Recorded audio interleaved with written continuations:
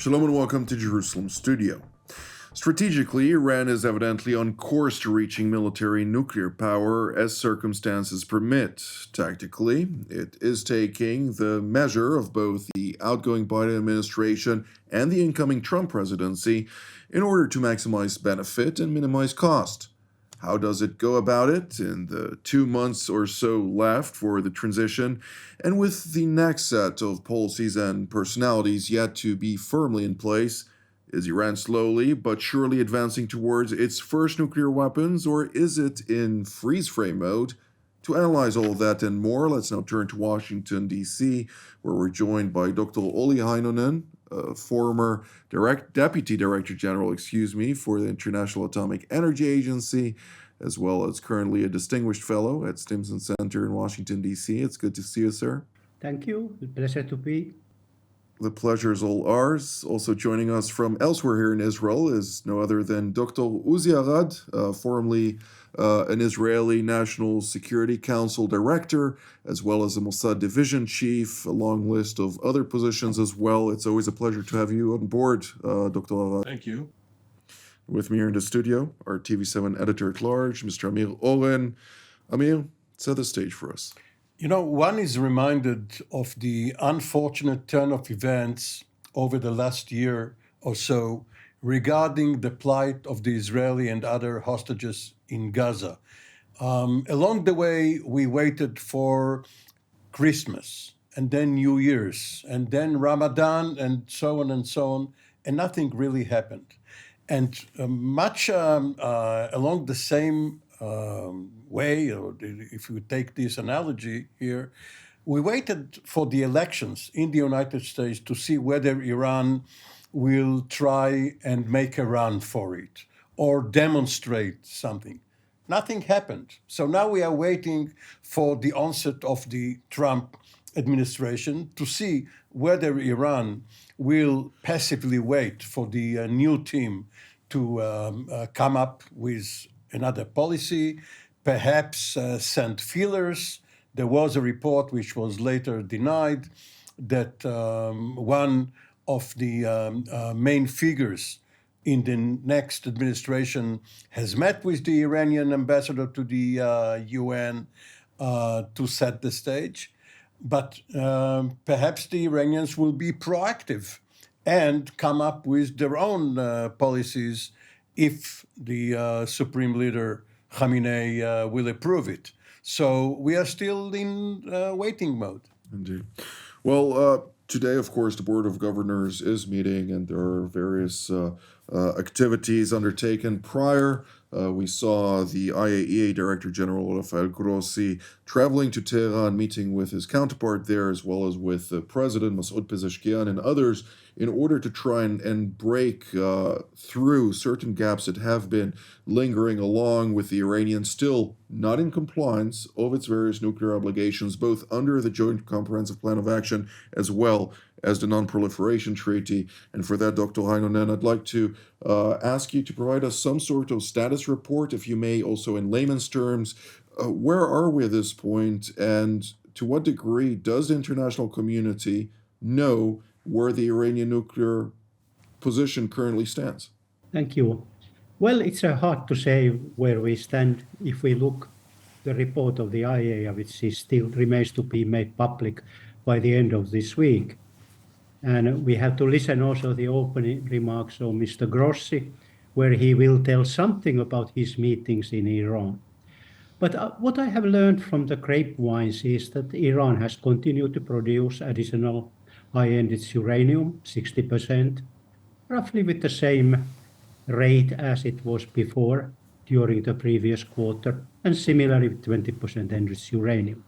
They continue installation of equipment in Natanz and Fordo, but they have not started any new production line for enrichment. So the new cascades are there, and they are waiting for embarking to the production if the decision is made. So from that technical sense, we are roughly where we were 3 months ago. Then the long outstanding issues related to the declarations made by Iran. I don't think that there has been any progress since last discussions, and this agreement from 2023 March, the joint statement has not really produced very much new to the picture. I think they are still waiting a real access to those equipment which the IAEA wants to see from various places which were part of the Ahmad plan. I don't know whether the IAEA has raised any of the questions regarding reactivation of some of those facilities, which it has never visited, some of them. So we have to see the report and next steps to be taken by the IAEA. And then we have this resolution which the Board of Governors probably will adopt if the US and E3 get their process through. Will that change the picture? We will see. But as we know, at the same time, Iran has said several times in public that they don't want to negotiate under pressure. So if there is a pressure, like a resolution, they will take some other actions.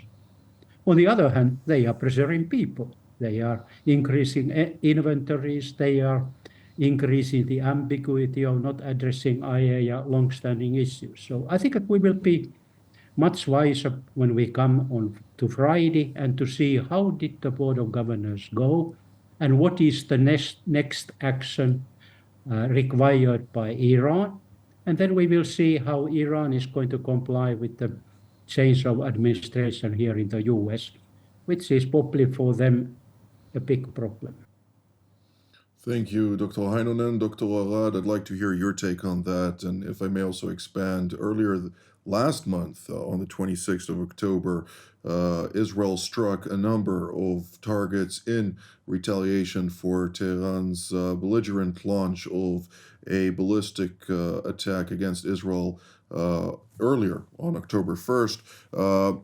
One of the targets reportedly included, specifically in Iran, in the Pelchin, just next to the nuclear facilities, a specific installation in which Iran has been conducted, according to public reports that were subsequently also acknowledged by Prime Minister Benjamin Netanyahu earlier this week, of a nuclear bottleneck, if I may call it that way, within the process of Tehran's race towards nuclear weapon capabilities. What can you tell us about that within the scope of public knowledge? Well, I guess the situation as seen from Israel's corner looks at what is happening now in Iran and all those contacts with the IAEA and so forth, in the larger context of its own current confrontation with Hezbollah. And what Hezbollah is doing to Israel, which is still attacking Israeli territory, incurring serious damage almost daily to the north of Israel and so forth.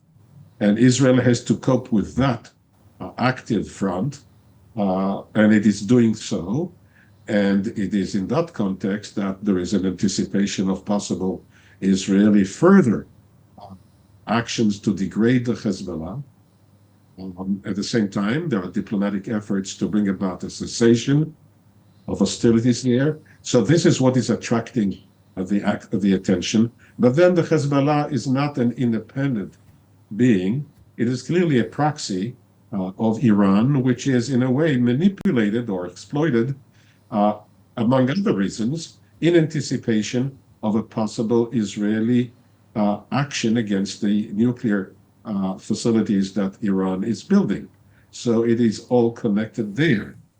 At this moment, also in the air, is still some anticipation to a possible Iranian reaction to the Israeli attack on those highly selected targets in Iran, which included not only that Parchin facility, but also air defenses and other military targets, suggesting that if there would be an Israeli military confrontation with Iran as a reaction to what Hezbollah is doing to Iran or what Iran is doing directly to Israel through its ballistic missiles attacks in the past, the Israeli range of of targeting would not be confined to that choice, for example, of the nuclear, but to inflict a greater degree of damage to other elements. Some have to do with Iran's defensive capacity, but also some of high value to Iran in terms of economic, being strategic, for example, the oil facilities. So this dance is going around, and it's all in the air. It is true that the Iranians have indicated that they will be postponing their long-expected reaction until after the entry of the new administration.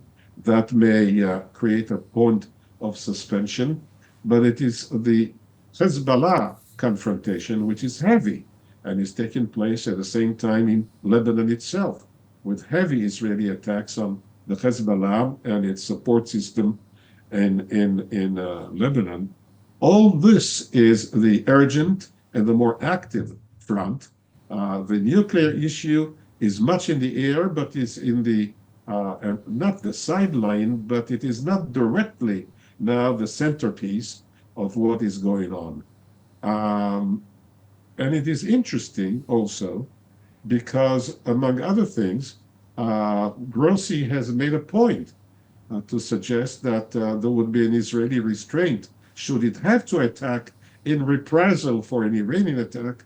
Should it have to attack more forcefully, it should refrain from doing the Parchin or even larger such exercises and confine itself to other targets.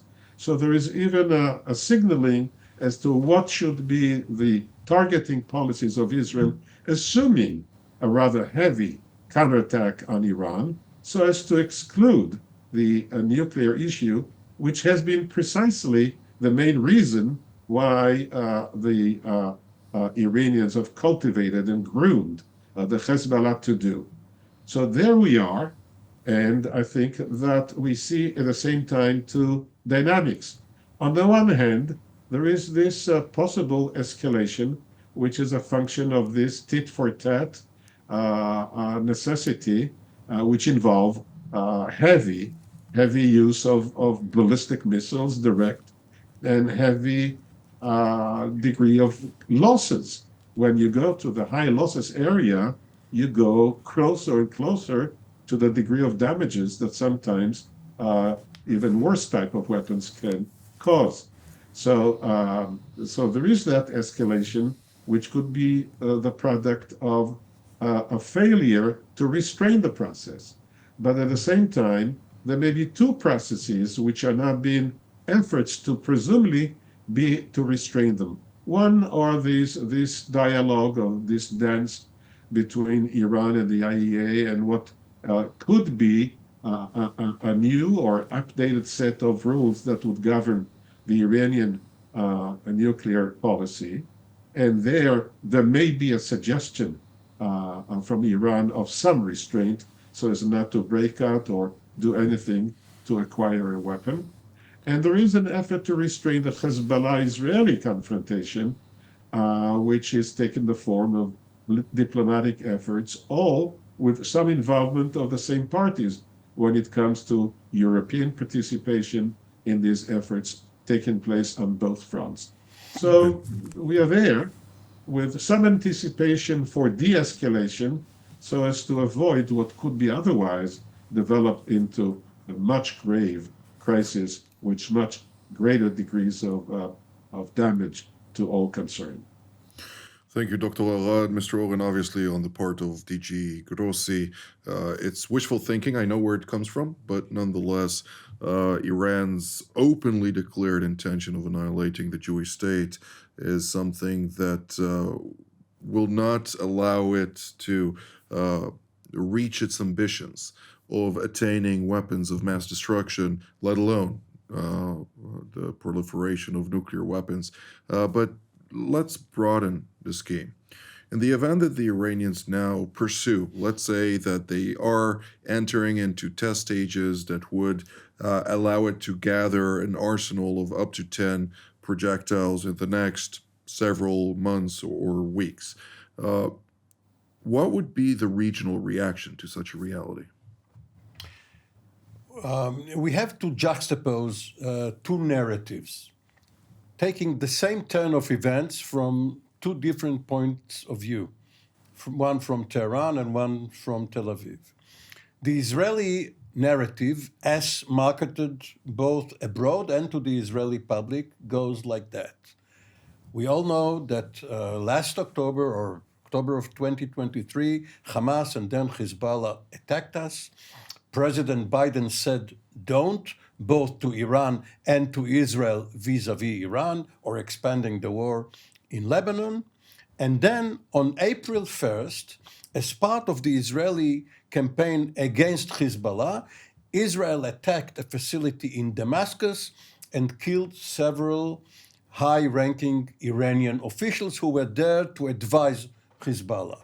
In retaliation, Iran attacked on the night of 13th, 14th April, and then Ismail Haniyeh was killed, presumably by Israel, in Tehran.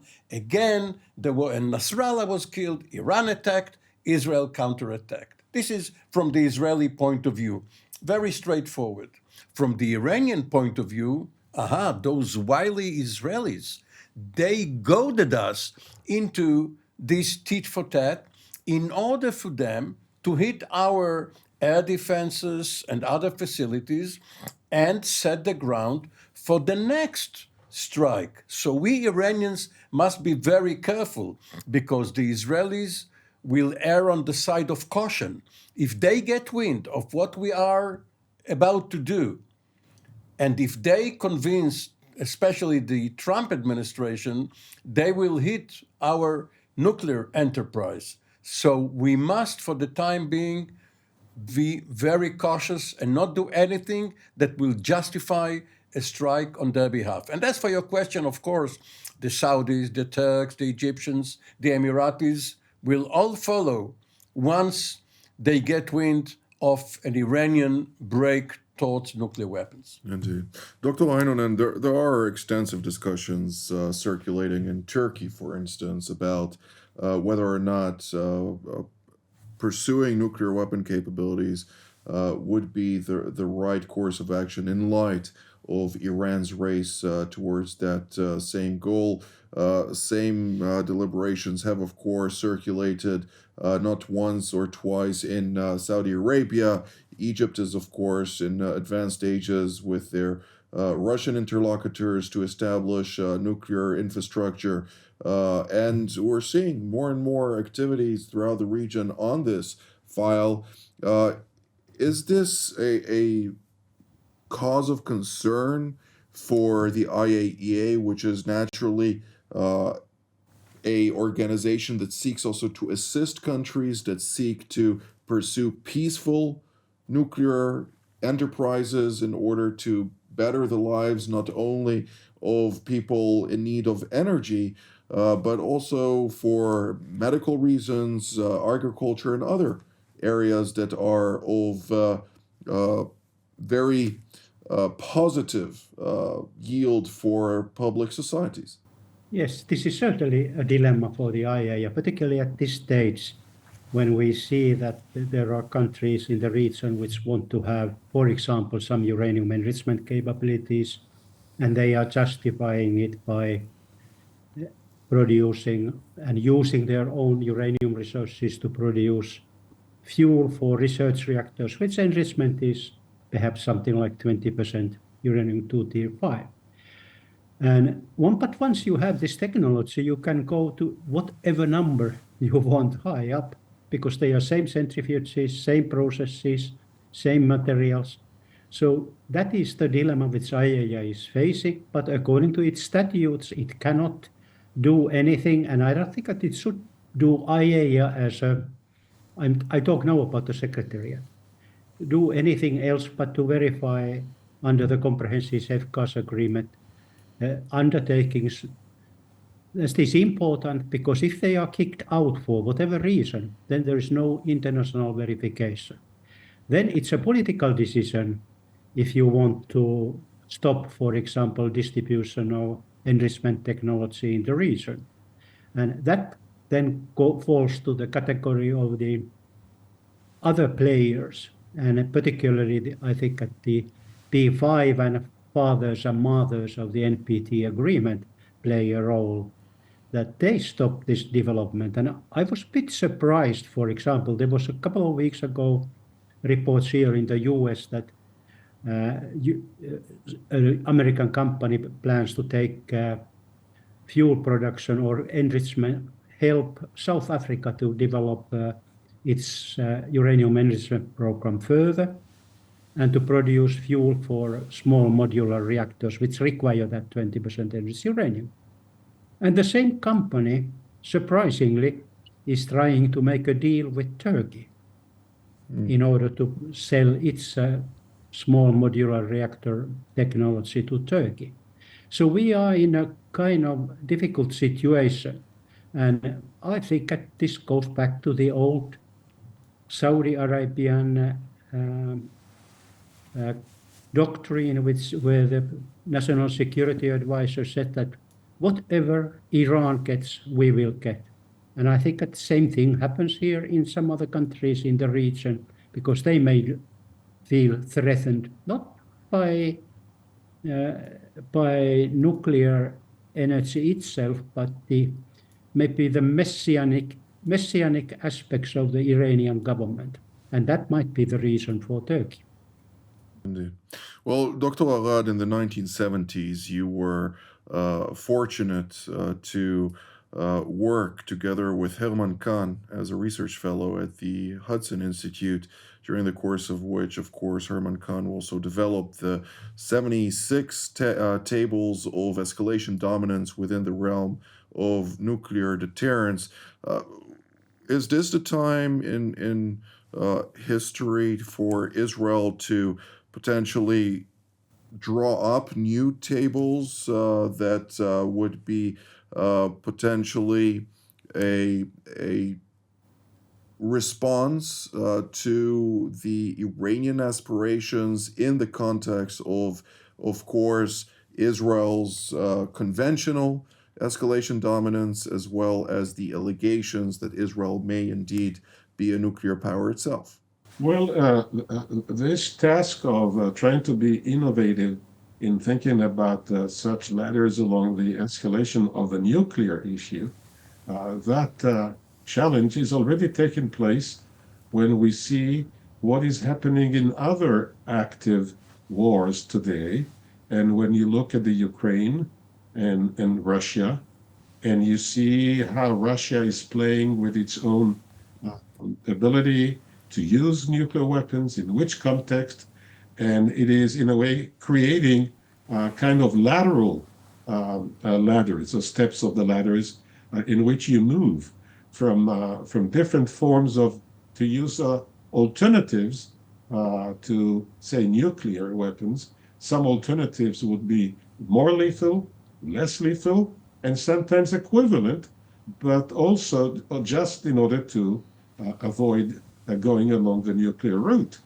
And of course, this new technological world that we have today, with some of those new innovative capacities, mostly known as the cyber, various things that cyber do, they enrich the menu, so to speak.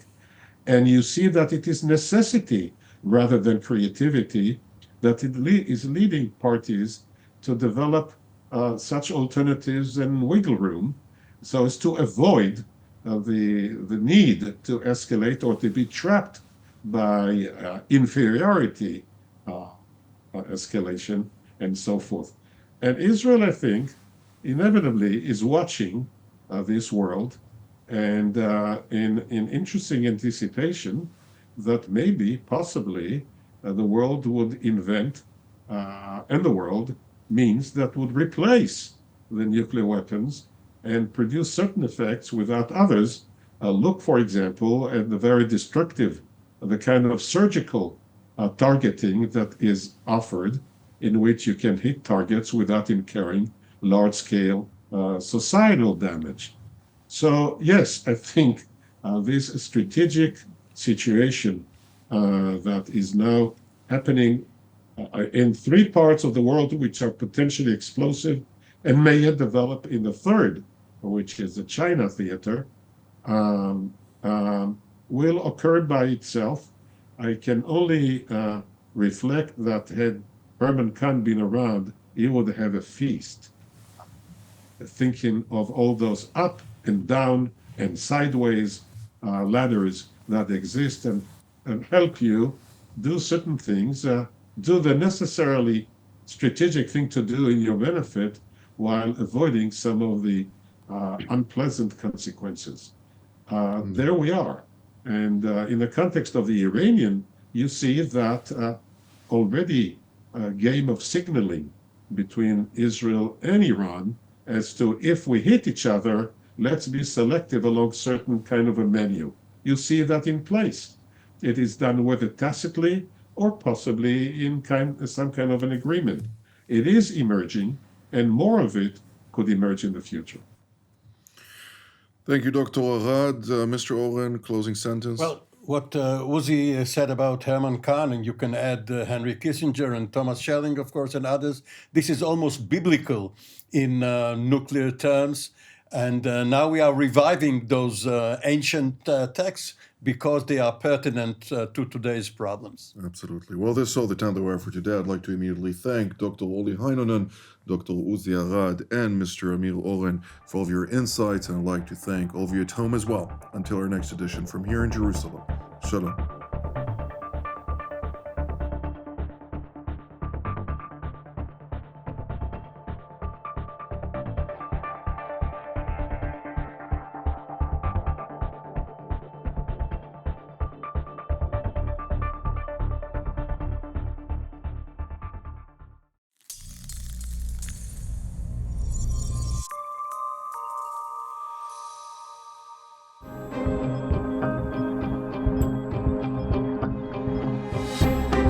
Israel today is in a totally different strategic situation.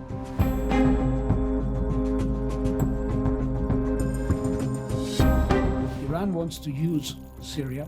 Russia is trying to save Assad.